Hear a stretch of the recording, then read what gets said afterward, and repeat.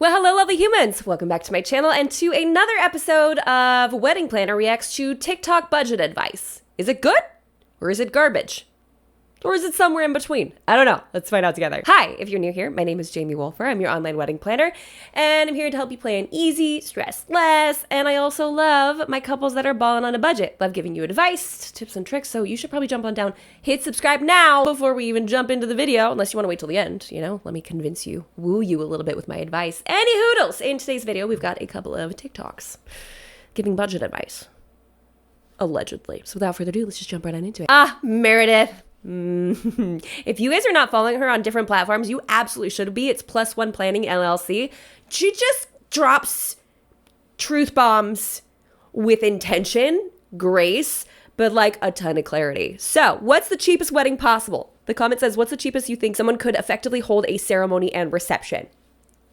Go off, Mare. Wedding planning question. What is the cheapest that someone can effectively have a ceremony and reception? This is a question that I get asked often, and I try to answer it about once every 6 months or so, because while I talk about lots of wedding planning fluff on this page, it's important to keep perspective. Well, this is me hopping up on my little soapbox. I'm going to get my little spiel again. Some of you may have heard me say this before. Getting married is a right. Having the ability to plan and host a wedding is a privilege, and the validity of your union is not determined by how much money you spend. Unless you don't have an arch or an arbor, then your union doesn't count.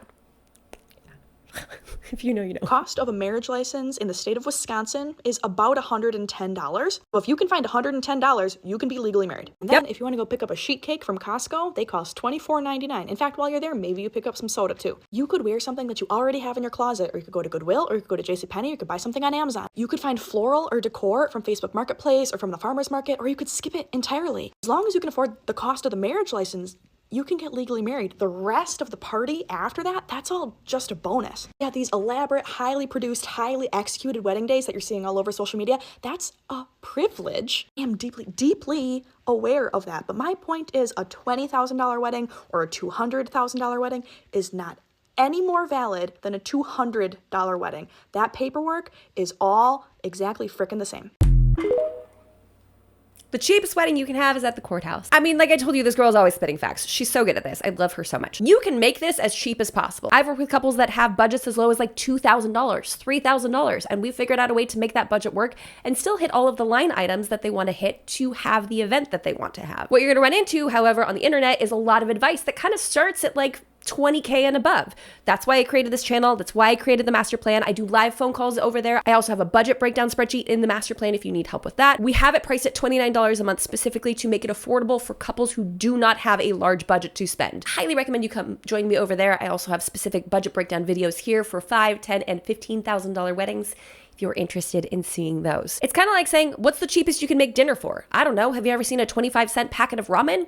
That's probably the cheapest. But if you mean a 3-course meal with salad, bread, a starter, and then some sort of dessert afterwards, then we're talking about something different. I don't know. You tell me what you're looking to do, and then I can tell you how cheap we can make that happen. Anyways, I'm going to make sure I leave Meredith's information down below. Highly recommend. Go give her a follow. We're getting married on a budget, and let's talk food. Food is so expensive. To get catered food for a wedding is so expensive, but there's like tips and tricks to it, and I've learned tons from a Facebook group that I'm in. But what we're doing is we're gonna have to— You should come join my Facebook group. It's all about budget couples getting married. It's got over 100,000 people in it. Okay, go ahead. Tacos. We're gonna have unlimited tacos for 4 hours. Wait till I tell you what the price is. And what I did to find this is, like, I went to local Mexican restaurants that I really enjoy eating, especially those like mom and pop shops, like the small ones. And I got a catering deal, and I am so excited. So we're gonna have unlimited tacos, 4 types of protein for 4 hours, and they're gonna cook it in the yard already. So they're gonna have like a little like skillet in a sense, and they're like, oh, we'll do a show, which I'm not really about. Like, I don't want the hibachi looking scene, but it's gonna be hot tacos all night, unlimited, 4 proteins, and the tacos are so good because it's like a mom and pop shop. So like, if you're thinking food, I've heard tacos, pasta bar, pizza. Like, it sounds weird, but having like custom pizzas or like make your own pizza, like how fun is that, are like the 3 most inexpensive, and we got everything for $1,000. Unlimited tacos for 4 hours, cooked fresh in front of you for $1,000. and all of the plates, all of the napkins, the cleanup, and churros, and agua fresca for $1,000. So if you're on a budget, this is your sign. Find a local small restaurant that you enjoy and just ask them if they cater. Most of the times they're gonna say yes because it's good business, and let's stay on a budget. How many times have I said it? How many times have I said it? If you can make a majority of the meal like grain or starch based, you're going to have a lot more of affordable of a dinner. So tacos, 10 out of 10 recommend, especially because it comes with beans and rice on the side, right? So protein is important. We can all agree on that. But protein is also tends to be the most expensive.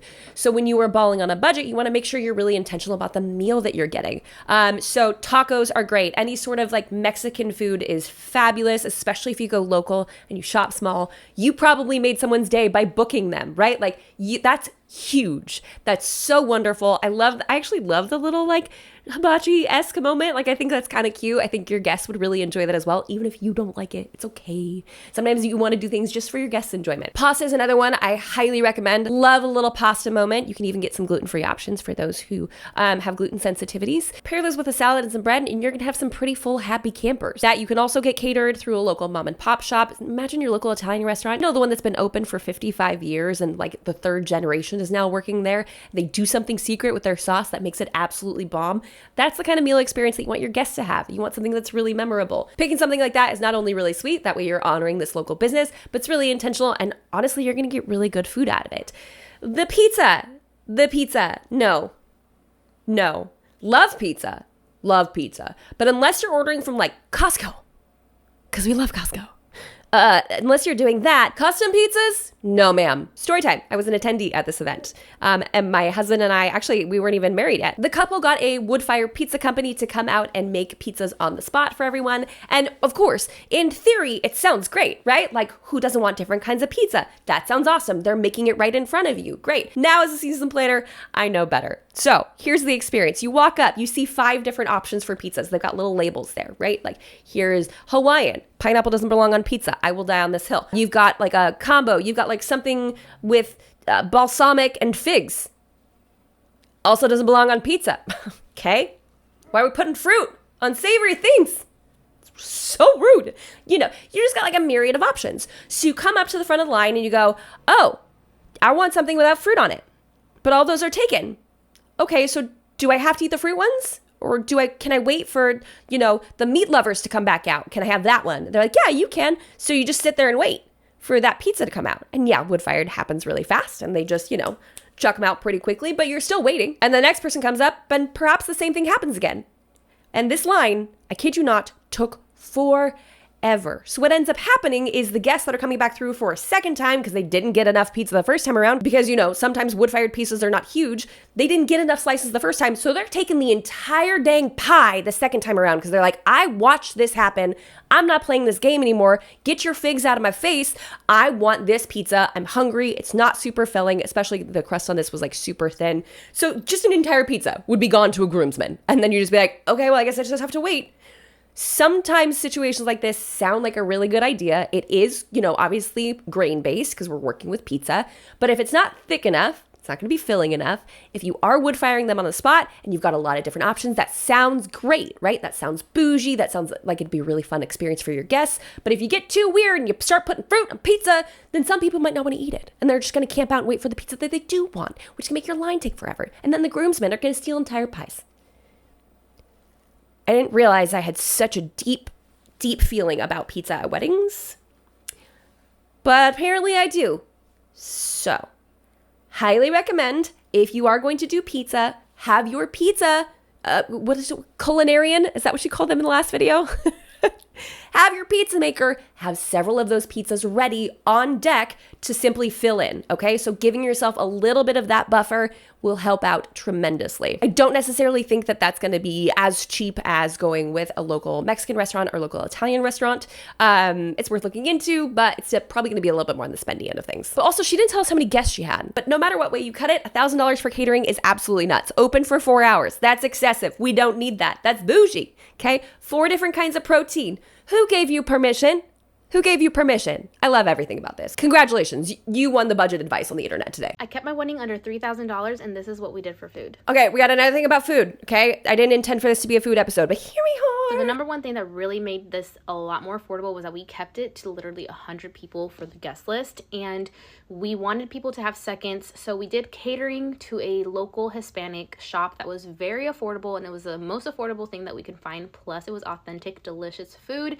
We did, I think, around like feeding 200 people, and it cost like $300, and we had so much left over. We did rice, pork, chicken, plantains, and I'm not sure if we did anything more than that, maybe yuca, but it was amazing and no regrets. I also documented every single thing that I bought and did for my wedding, so if you're interested, there is a whole wedding playlist on my YouTube channel. I'm telling you, this hack needs to go more viral. I need more people supporting small. I need more people going to mom and pop shops for their catering. Here's what that means though. That means you probably need someone to go pick it up, especially if it's only $300. They might deliver it.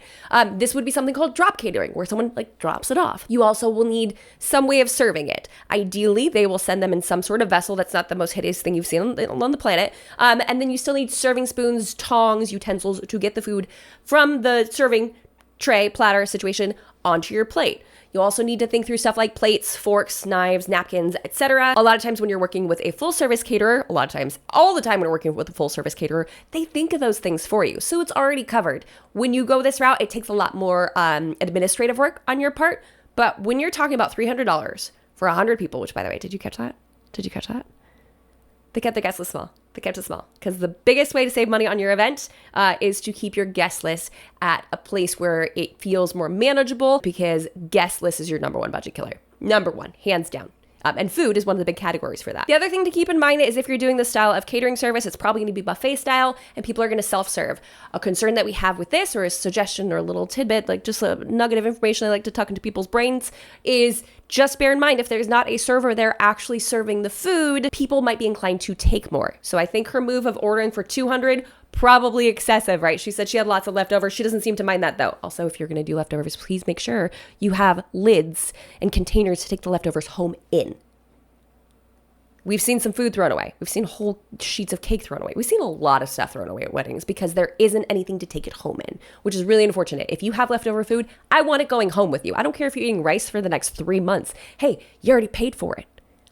It's only $300, but that is good rice, okay? You're gonna eat every last bit of it. You're gonna be stoked. So while I'm not necessarily saying you have to double your order with whatever company that you're working with, I would still add on a little bit extra when it comes to the self-serve buffet. A lot of people think, no, that's extra. I'm not gonna do that. That's doing too much. I'm gonna order for our exact head count and not a single person more. And I'm just saying, we've seen events where food has run out.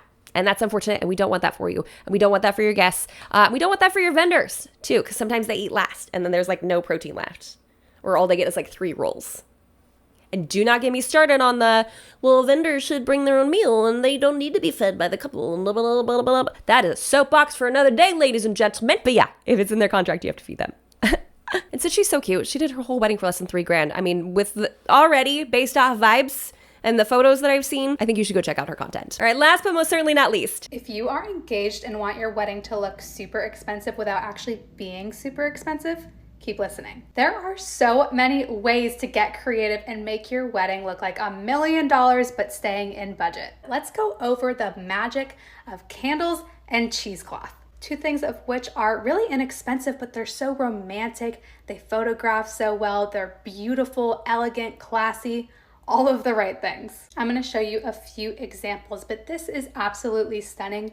And just to give you an idea about how cheap cheesecloth can really be for a runner, I have one on my storefront right now for $10. It's $10. It's so inexpensive. And candles, they go on sale all the time too. So, I mean, it's really just a win-win look. And no one's ever going to look at this and think that this does not look like super expensive, classy, elegant, literally all the things that you want. Candles go on sale all the time. Pillar candles are so expensive. They're so expensive. Okay, I need to rewind this just so I can see okay, this table behind her is stunning. It's so pretty. Do you know how much money that is in candles on that table? Like in the previous video, the gal talked about Facebook Marketplace and getting candles off there, which is great. Highly recommend because candles are so expensive. I have scoured the internet. I've scoured it. The cheapest, most consistently that I have found is IKEA. They have a 5-pack of pillar candles for $12.99 currently, at least. This would be great, right? $13 plus tax, let's call it $14.50, $15 for easy math for 5. Okay, it's basically $3 a candle. That's fantastic. Hold please. 1, 2, 3, 4, 5, 6, 7, 8, 9, 10, 11, 22, 23, 24, 25. Let's call, I feel like I hit 25 like halfway through. Let's call it 50. $150? Yeah. For the table? Yeah. So let's say this is one of 3 tables with the same amount, depending on the guest count. We're looking at $450 on candles. That's still a generous chunk of change. However, when you compare them to centerpieces can oftentimes get pretty costly as well. If we're looking at 3 tables, let's say your centerpiece can be anywhere from $65 to $150. So in the grand scheme of things, we're not saving a ton on centerpieces in general. If we're looking at the high end of centerpieces being about $150, we have about $150 worth of candles here. It's kind of a little bit of a wash. Now, looking at these candles, they look beefier and bigger than the ones at IKEA. The ones at IKEA are not as big. And that's also not including the hurricanes that they are in. They are in, it looks like all the same height. So they're probably the ones from Dollar Tree, but then we'll need to obviously account for $1 for each of the hurricanes if the cost hasn't gone up. So then we're looking at 50 of these. That's another $50. Didn't even think about that. That's $200. It's probably 3 cheesecloths that are here. If they're $10 a piece, that now we're at $230 for a centerpiece. Now again, circling back to the logic train here, we would probably do a garland on this table, right? So I don't have the pricing of the garland pulled up. So average cost of wedding garland per foot, if it's greenery only, it can start as low as $14 to $18 per foot. Flowers, 25 plus, but it can also get up to like $45 to $50 per foot. And obviously if you're going super, super thick, it's going to cost a lot more, just depending on the size of them. So after that fully elaborate rabbit hole, candles are not cheaper. They're not. If you buy them used, great. That's fantastic. But candles are obscenely expensive. And then you're stuck with a metric ton of candles afterwards that you're probably gonna have to resell. And if you are not good at returning things, then you're stuck with them for the rest of your life. Or you're like giving them away. Or they like live in your closet for the next 7 years. Cheesecloth though, cheesecloth is supreme. I love it. Oh wait, we didn't even finish the video. Oh, Jamie. Another thing I love about cheesecloth runners is you really don't have to use it as a runner. Like for this sweetheart table, you can replace what would typically be a bunch of flowers on the front with just cheesecloth, and it's so elegant, dainty, and just classy. I love it. When I say it's multifunctional, I mean it. Typically this would have flowers, save some money, use some cheesecloth. I love the way this looks. I'm Autumn. I save people tons of time and money on their wedding planning process. So if you're not already following me, make sure you do. Love the cheesecloth, no notes. Love that you can dye it whatever color that you want. I think this is super smart. You can use them on long tables. You can use them on round tables. Some people don't love that look, but I think it totally gets the job done. The purpose of cheesecloth is to add weight and texture to the center of your table. And what I like it for the best is to stretch the overall look of your decor, right? So let's say you're opting for a thinner garland, so it's going to be on the less expensive end of things. And then you have a cheesecloth underneath it. White on white is great. Like the white cheesecloth on the white runner is fine, especially if you're going really monochromatic. But if you can incorporate a color here, it will give the eye the appearance that the centerpiece, the garland, is weightier than it actually is. So you can afford to go thinner with your garland because the cheesecloth is taking up that visual weight. And this can be said for any form of table runner. I just happen to think that cheesecloth is one of the cheapest, especially if you get cheesecloth that has like a really, really loose weave to it. Those are going to be a lot more affordable. I wouldn't recommend getting something like butter muslin. I make my own cheese, so I get kind of nerdy about cheesecloth. I do recommend ordering some, having it early enough, take a look at it, because some of the loose woven ones are really loose. Like they'll snag on just about anything, air included, and so they're kind of persnickety to work with. So you're gonna want to make sure you get one with a nice enough weave that looks good on the table and doesn't look like a pirate's net that needs to be repaired. That was a horrible example, but you get what I'm saying. Any hoodles. That's the internet for today with the budget advice. I loved a lot of this. Food. Biggest takeaway for today. Y'all, if you are balling on a budget, find someone local to you. Ask some questions. A lot of local restaurants do catering, and they are going to be astronomically cheaper than if you go with a traditional catering service. The taco truck's going to be cheaper than if you go with a traditional catering service. But if you're really balling on a budget, consider drop catering through a local restaurant. Italian or Mexican would be great. And just remember, at the end of the day, your wedding is only as expensive as you want it to be. That might be controversial. Ooh.